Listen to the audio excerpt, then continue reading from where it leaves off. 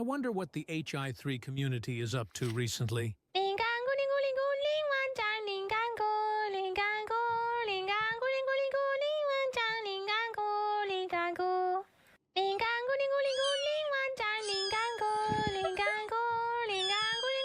Yeah.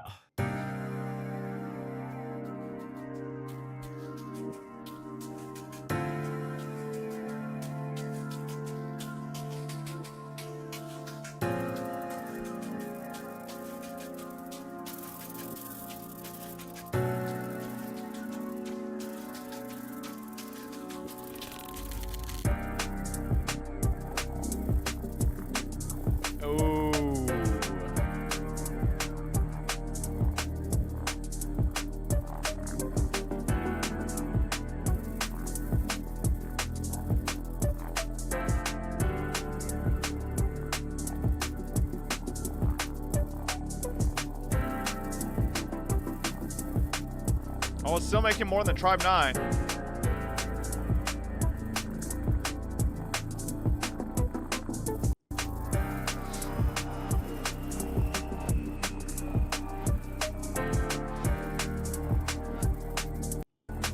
Oh. BG era. Yo, but this is like fucking before Christ, after death. Bro, we got before Genshin as a fucking terminology. Oh, Grandpa, what did you do back in 2019? Whoa, that was 1 BG. Back in my day, I was playing Honkai. Like, what the fuck, bro?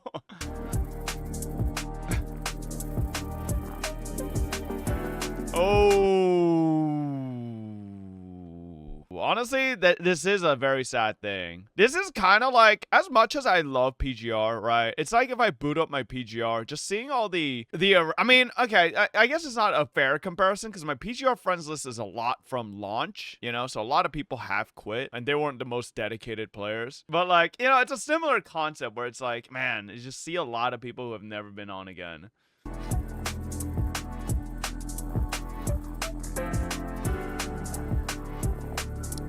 Last login dates, 2023, after part 1 ended. Honestly, you know, this might be a take that some of the Honkai Impact frogs might not like, but I actually think quitting after part 1 ended was probably one of the best plays as a player. Because it's probably like the perfect way to wrap up, what is that, 6 or 7 years of playing a game and just the nice little ribbon on top, very nice ending, you know? I bet you the people who quit here were the happiest. I feel like the people who quit on the next 2 steps were probably the most upset. Because the people who quit after they tried part 2, they ended with a bad taste in their mouth, right? They were like, ugh, man, this just isn't the same. And then they quit. Or around here, like they dragged it on. They were like, ugh, man, this just... oh man, I try to stick around, it's just not as good, right? If you end after part 1 ended, like it's like cinema, you know, you ended on a good note. What Honkai Impact should have done instead of a part 2, I don't know. It is interesting. I can't really judge because I haven't really fully played through part 2 story, right? I haven't partially played through it. Right, I've only played snippets here and there, and it's like not enough for me to get a big picture idea as to like what the actual story's about. So like it's impossible for me to judge. I can just tell as like if you're someone who is a fan of, it's like if Harry Potter followed the story of Ron, Hermione, and Harry, and then after that ended, it was just like immediately went into the story of fucking Barry Potter and his friends, Hermione and John, you know, like it's just, it's kind of like, oh wait, perfect example. It's like Naruto, and then instead of wrapping yourself up at Naruto, it's going in for the Boruto, and then it's like, do you stick through it long enough past Naruto's ending to experience how good or possibly bad Boruto could be? Or do you just wrap it up at Naruto? Because, like, I'll bet you there's a lot of people that are perfectly happy that they ended on Naruto and didn't read Boruto. And then I bet you there's some people that read into Boruto, like these people here, early 2024 quitters, that read Boruto and were like, this shit butt cheeks, I'm out.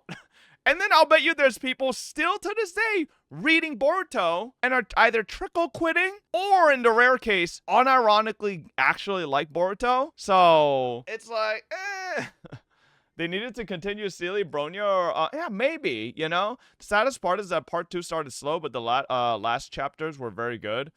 Yeah, everybody keeps telling me that part 2 initially started off badly, and then like the writers changed it up. So, and it can't be as bad Boruto, right?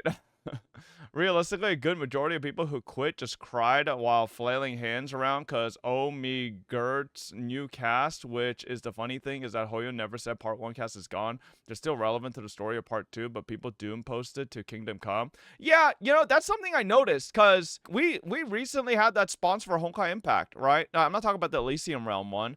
The one with the new Kiana. Kiana just like literally just pops up randomly. And then there's like Raiden walking around and there's like, you know, so like clearly the old cast isn't gone. It's just that it's like a shift in focus, right? Whereas it's not so much focused on the original cast, it's like I guess a new cast in part 2. From March Dan Heng cast, Kiana and gang became the Himeko and Wealth of HSR. Ooh, is it kind of like that? Everything we're saying right now, chat, is only worse now because now they're going towards a 9-week patch cycle. Everything's just gonna drag way more. Part 1 story didn't get good till chapter 9. Okay, but like, okay, can I give a really honest opinion on that point you're trying to make here? Like, are we really trying to compare MiHoYo and the company that they were when they created part 1's chapter 9 and what they are today in 2025? Like, brother man, they have the resources, the manpower, the billions of dollars behind them. They do not need the same amount of 9 chapters to get cooking as part 1 did, okay? Part 1 was completely Dawei and is like a group of ragtag motherfuckers going to little conventions going, we are weebs! Invest in us, and they're like, video games? Lol, get out of here, kids. And then like Dawei's like, we'll show you, and then they went and fucking cooked up their game. Like, that's completely different from what they are now. Like now Dawei's like, ugh, I'm on my billionaire yacht. Yo, Honkai Impact, what we doing? Like, bro, it's just not the same, you know?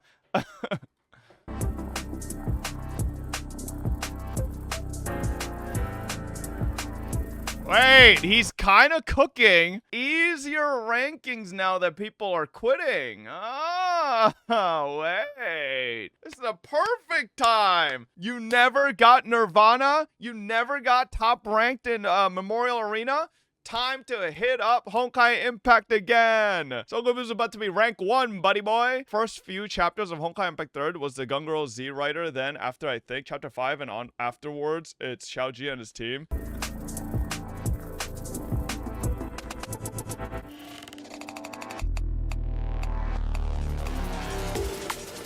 New gacha? What's wrong with the what about the new gacha? Players are hitting close to max guarantee more often, not happy with how often every patch has S rank. Wait. What did they change something about Honkai Impact's gacha for part 2? Some people think that part 1 gacha is better. Are they high? Nah, listen, I played part 1 gacha. Are you kidding me? Rolling for Stigmatas was the most miserable dog shit on the fucking planet. Ain't no way anybody's trying to say part 1 gacha was better. I get that Stigmatas are craftable now. Doesn't that make part 2 better? Like, this is why I have to say there's no way anybody is saying part 2 is worse. They wanted more gambling. Oh, they don't like that you can just craft shit. Yeah, no way anybody's saying that, bro. They're pretty much stopped doing the SP Valks and free occasional new S ranks. I will say that I have noticed a lot more new S rank Valks because chat still sends me like new Honkai characters non-stop, so I still see them. So like I did notice there's a lot more S ranks, but like I don't think the gacha's worse in part 2. As someone who has swiped a lot of money in Honkai Impact, chat, like I have max top-up bonus and like my counter is just on and on. Like I have spent a ridiculous amount of money on that game. The gacha is way better in part 2. A lot of veterans share the sentiment that they have been hard pitting a lot more now, whereas before they would get early a lot more often. I don't know. That's just That just feels though, right? Is it actually backed up by like is there information based on that? Like, are people just like, yeah, it just sounds like superstition. Because it's very easy to create an echo chamber of players and going like, man, I've been feeling like I've been hitting pity a lot of, you too, me too. And then it's like a couple of more people echo that, and then they're like, you know what? Maybe they did something to the rates, and then before you know it, suddenly everybody's like, yo, hold up, they did something to part 2 rates, and then there's like absolutely no basis on that. It's just speculation. I don't share that sentiment. I quit part 1 because I couldn't get all my SIGs. Thank you. That's what I'm saying. Brother, like the amount of times in part 1 where I just got the same stigmatas over and over and over and over and over and over again. It was fucking miserable. It was not a good system back then, bro. Like, hell no. Like, the stigmata weapon system now is so much fucking better. Like, so much better. Obviously, I can't speak on the character rates. I don't think I've been pulling enough characters back to back to back to back to really get a feel. Okay, I will admit, I have been getting a lot of good luck in Honkai Impact. If you guys remember my triple sparkle pull, I have been getting really good luck in Honkai Impact Part 2. I don't really feel that sentiment myself, but yeah.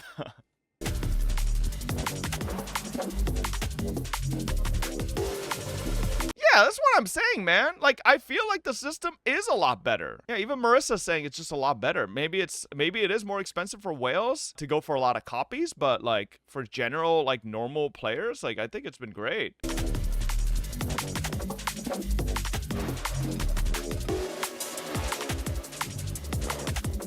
How many do we have? Any gacha games, chat? A game ran its course, finished the story with its original cast, and then continued and tried to take that same player base and move on to the next, like, to a next story. I think this is Epic 7, kind of. How about FGO? I don't think FGO is fully like that either. Yeah, Epic 7 gets carried a lot by its PvP factor, though. A lot of people play for PvP. There's no way majority of Epic 7 players play for fucking story. Yeah, FGO still got the same cast. It does not apply. Like, the reason I say this, chat, is because I'm starting to think the biggest issue with part 2 is not so much that it doesn't have the main cast in the spotlight anymore. I think the biggest issue for part 2 is that it almost feels like you're trying to sell a new gacha with a new cast of characters. Obviously, it's the same game at the core, but it does feel like it's a different gacha game almost. It's a different story. Because I ain't gonna lie, I think if Honkai Impact Part 2, even if the writers just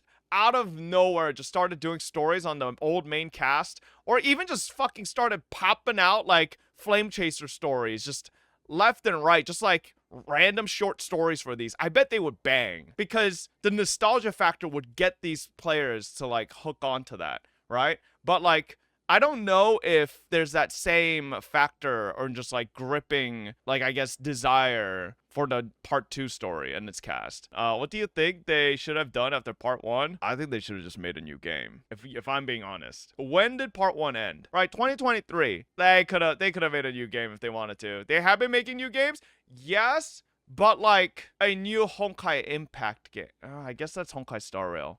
Yeah, but then Honkai Star Rail doesn't, I don't think really draws exactly the same player base Honkai Impact does, because it's a turn-based versus like a more action combat, right? And then there's this, I guess, a new Honkai like Pokemon game. Like, is that really going to be the same thing? I don't think so. Has there been a gacha game that didn't continue after the story ended? I'm trying to think of one. Yeah, Dragalia's one. Nier? Are you talking about Nier Reincarnation? Did the story end for Nier Reincarnation? How about Sino Alice? Does anybody know if Sino Alice's story ended? Yes, and EOS. Okay, yeah, I feel like a lot of games do end after the story ends. Like, maybe the play with Honkai Impact was to just end it and then funnel the players to a new game, rather than trying to drag it on for another part. It might be really hard to continue to satisfy the same players who have been playing the same game for that long. Once you're done narratively. What you're describing is just ZZZ, but called Honkai Impact 3rd with... I know, right? That's why I said ZZZ. Like, just play ZZZ.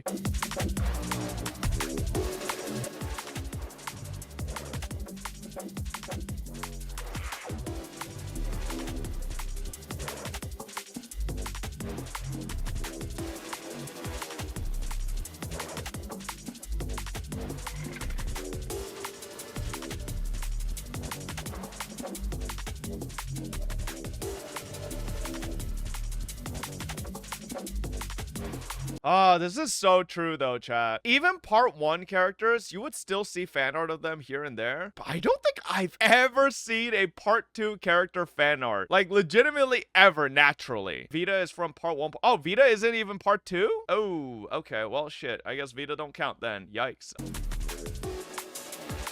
Well, shit.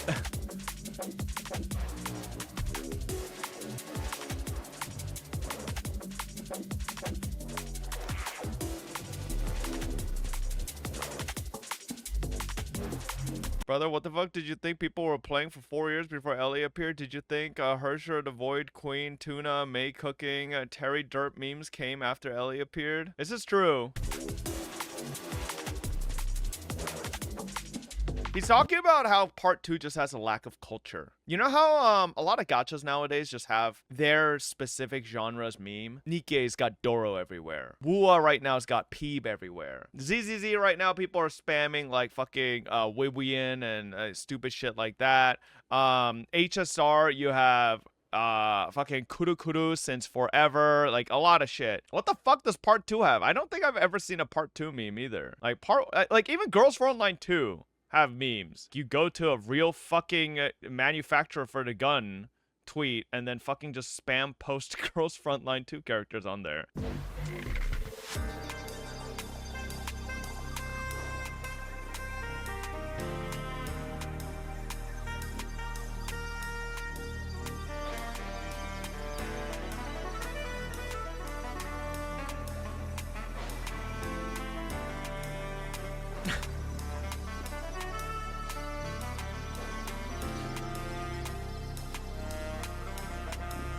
That was kind of depressing, bro. I don't even think I saw a single part 2 character.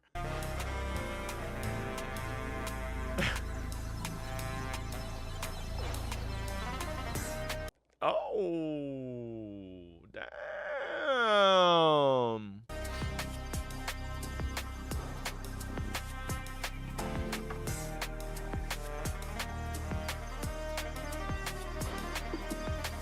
Oh my god. No way it exists!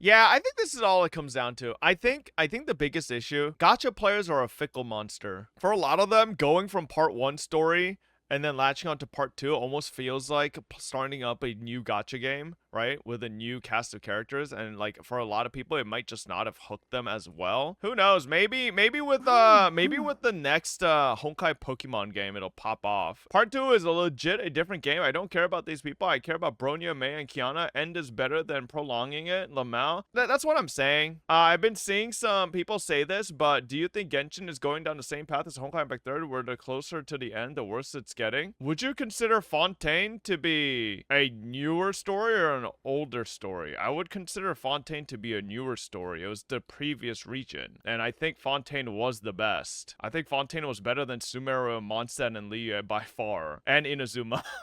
Alright, so like, I don't think Genshin's story's been getting worse as time's gone on. I think, and Natlan, like, was a little hiccup, but like, I didn't actually dislike Natlan's story. I played all of Natlan's Archon Quest. I didn't mind it. I thought it was fine. Obviously, God bless Capitano, my king. You know, what they did to him, I'll never forgive them, but you know, it is what it is. But at the end of the day, I don't think Genshin's story is getting worse yet. Like, I don't think I've seen anything. And I will say, there's no way they could fuck up Not Cry. Because the whole point of Not Cry is to fix the narrative. So if they somehow fuck up Not Cry, okay, that's when the alarms need to go. As they said in the dev video, Not Cry is the band-aid, essentially, to fix up a lot of the narrative just shortcomings that they've had going through these regions. If they can't fucking really tie shit up together for Not Cry and then catapult the story forward from there into Snezhnaya, I don't know, man. Maybe it's gonna be bad, but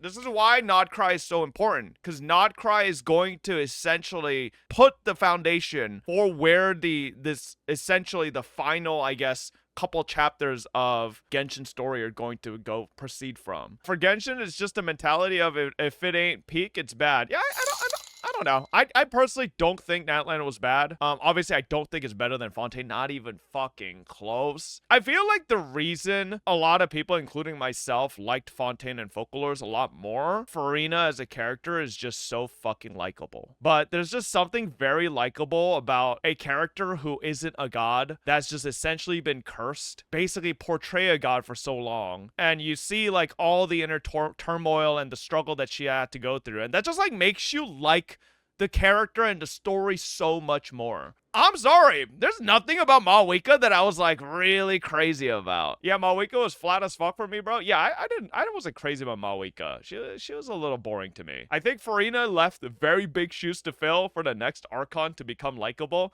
and I don't think Malwika filled those shoes, not even fucking close. It was very hard.